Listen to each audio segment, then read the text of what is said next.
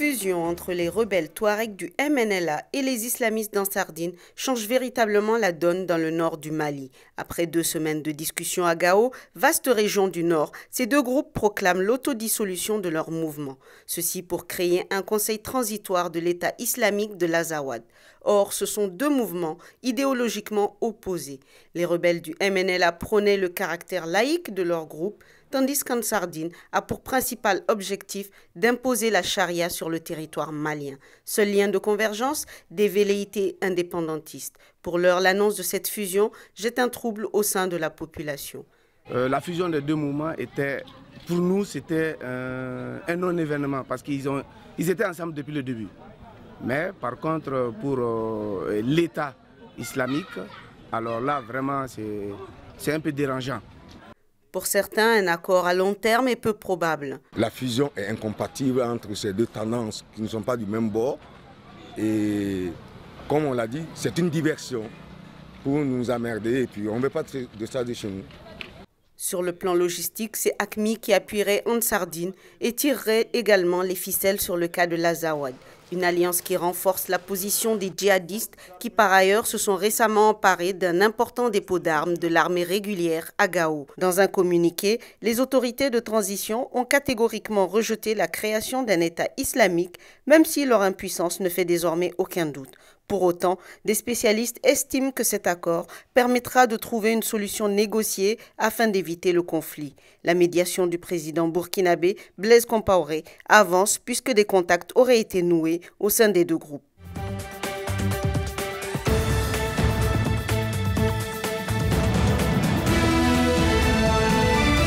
C'est une année difficile qui vient de s'écouler pour le président nigérian Goodluck Jonathan. Élu à 57% des suffrages, son élection avait vivement été contestée par les musulmans du Nord. Des émeutes avaient fait état de plus de 800 morts en quelques jours.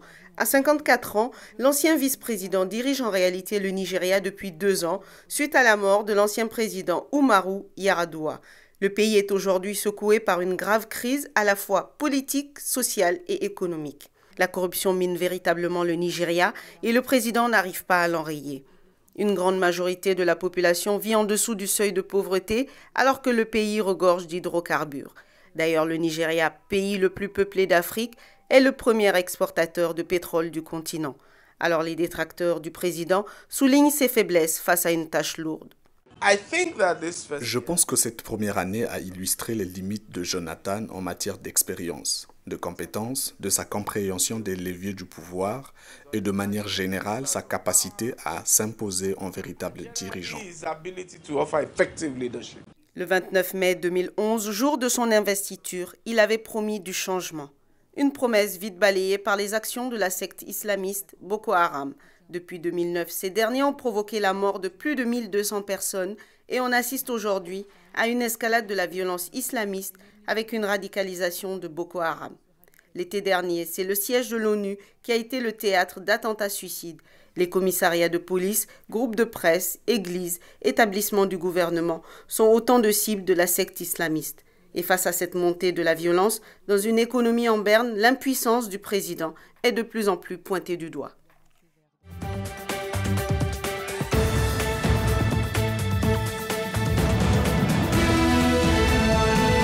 Ensemble contre le diabète, c'est le mot d'ordre du Symposium international organisé à Libreville. Une 2e édition qui marque une volonté d'affirmer le caractère international de l'événementiel et de matérialiser les efforts du Gabon sur le traitement de cette maladie. Nous devions d'interpeller les responsables politiques de notre pays, mais aussi ceux du monde entier concernés par cette si grave maladie. Je suis donc particulièrement fière de vous annoncer aujourd'hui la création prochaine de la Maison du Diabète à Libreville. Une 50aine de spécialistes internationaux et plusieurs centaines de participants se sont donné rendez-vous autour de cette thématique de santé. Le but est de sensibiliser aux enjeux de l'alimentation et de l'hygiène de vie et de réunir des experts afin qu'ils échangent leurs expériences et émettent leurs préconisations. Une initiative soutenue par le gouvernement gabonais. Le diabète, une maladie encore méconnue il y a quelque temps, s'est imposée sur le continent africain. 5% de la population gabonaise entre 20 et 79 ans est atteinte du diabète.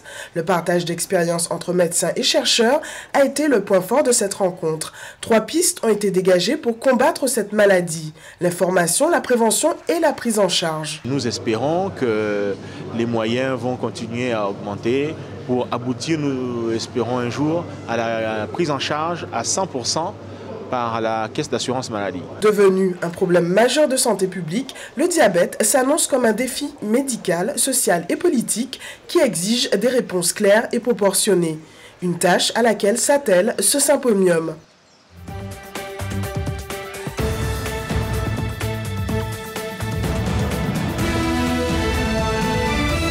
C'est l'épilogue d'une longue et douloureuse procédure judiciaire pour les victimes et leurs familles. À 64 ans, Charles Taylor, ancien président du Libéria, est condamné à 50 ans de prison. Il est reconnu coupable de crimes de guerre et crimes contre l'humanité en Sierra Leone. Le 3 mai dernier, l'accusation avait requis une peine d'emprisonnement de 80 ans. Monsieur Taylor, pour les raisons citées, la Chambre vous condamne unanimement à une peine unique de 50 ans d'emprisonnement. Pour tous les chefs d'accusation, vous avez été reconnus coupables. Selon le juge Sikh, Charles Taylor a fourni armes et munitions à des rebelles sierra-léonais en échange de diamants et planifié certains des crimes les plus haineux de l'histoire de l'humanité.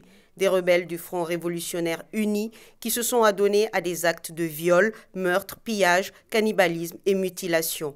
La guerre civile qui a duré 10 ans a provoqué la mort de 120 000 personnes. Aujourd'hui, les victimes et leurs familles ont accueilli la nouvelle avec soulagement, même si les séquelles du passé restent présentes.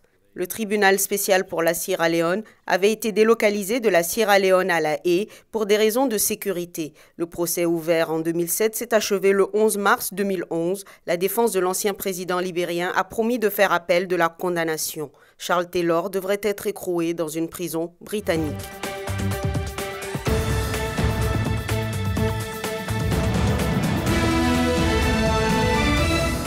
Ils sont 2400 participants venus des 50 États d'Afrique et 24 pays d'Europe, Amérique et Asie à la 47e Assemblée annuelle de la BAD en Tanzanie.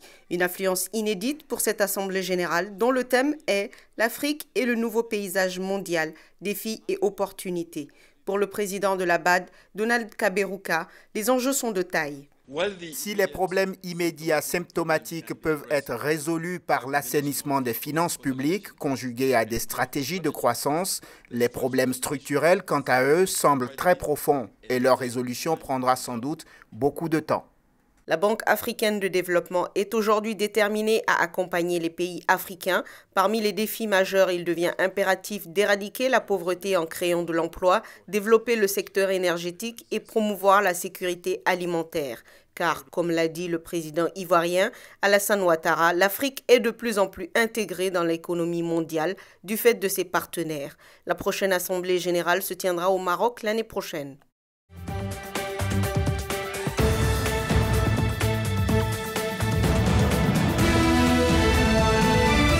Au fond de l'ancienne Médina à Tanger se trouve un ancien building américain qui porte le nom de Légation américaine de Tanger. Cet édifice remonte au 19e siècle.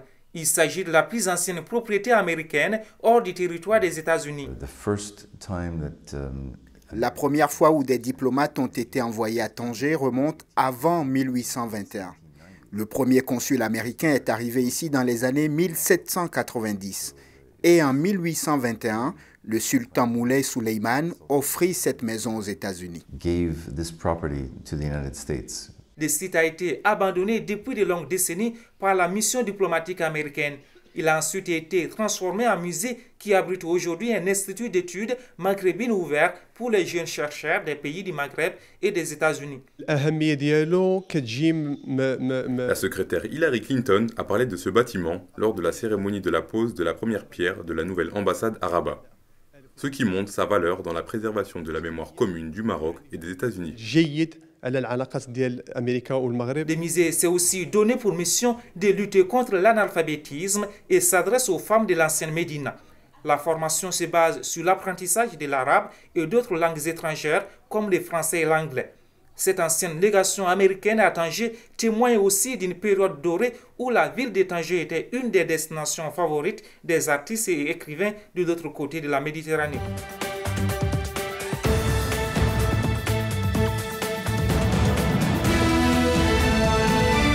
La date est historique car la dirigeante burundaise est la première femme à accéder au comité exécutif de la FIFA. Le congrès, qui est composé d'hommes, vient de donner un signe aux femmes que les femmes peuvent diriger le football. Après 8 ans à la tête de la Fédération du football du Burundi, Lydia Nsekela se félicite d'avoir poussé plus de femmes à prendre des responsabilités pour éradiquer la ségrégation hommes-femmes. Je suis la seule fédération qui a commencé, je pense, dans notre zone, à faire accepter que les femmes arbitrent, officient les matchs de première division masculins. À 45 ans, cette mère de 2 garçons, en plus de présider la Fédération de football du Burundi, elle est membre de la CAF et maintenant elle va désormais siéger au sein de la FIFA. Malgré tout, elle arrive à bien combiner ces différentes tâches. Quand il y a des problèmes, je sais que je ne dois pas amener tous les problèmes de la fédération à la maison. Donc, je dois tout gérer pour que, avec mes enfants, je sois une maman qui n'est pas stressée, qui n'a pas de problème. Lydia Nsekela a été couronnée récemment d'un prix de la meilleure dirigeante sportive 2011 par l'Union des femmes reporters africaines à Abidjan et c'est la 2e femme à diriger une fédération de football en Afrique.